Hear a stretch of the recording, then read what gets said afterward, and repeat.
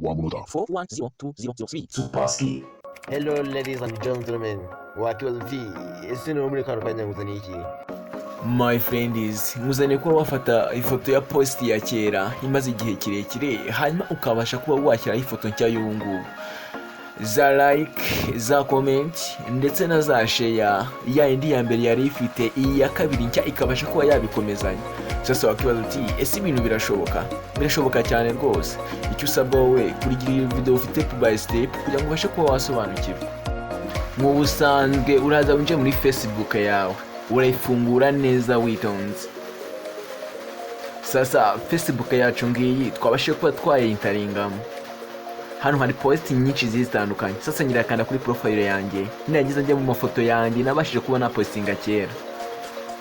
Yes, ni post imazeho iminsi myinshi cyangwa se imyaka myinshi. Yecyo ngiye gukora, ngiye kubasha kuba nayisimbuza indi nshya nifuza ko yasimbura iyi ngiyi.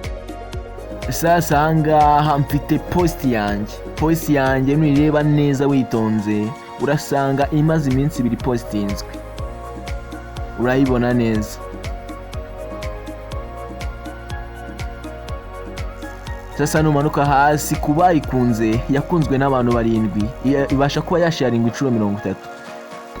Sasa hano hejuru mafite prompt yanjye murayibona neza. Sasa twebwe icyo tugiye gukora cyukana hari ahari ubudomo 3, tukiyakanda turata tujya kuri poto imeze gutya. Twebwe tugiye gutadukana hano handitse edit post, tukihakanda turata tugera kuri poto imeze gutya.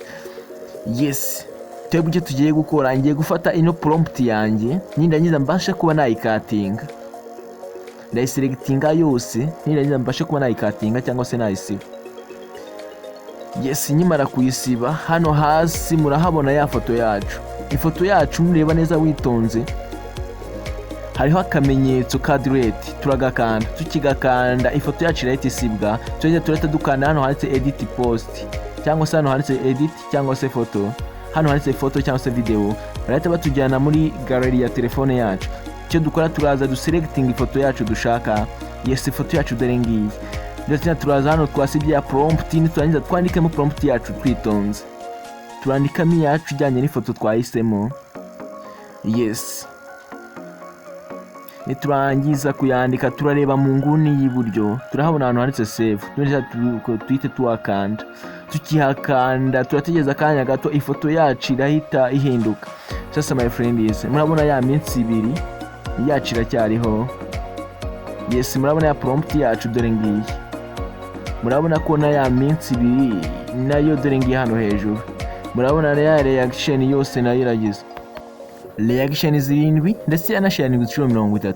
My friend is ubonye ino video igukonfaminze cyangwa se ubonye hari ikigufashije, kanda subscribe ukane kukazogera.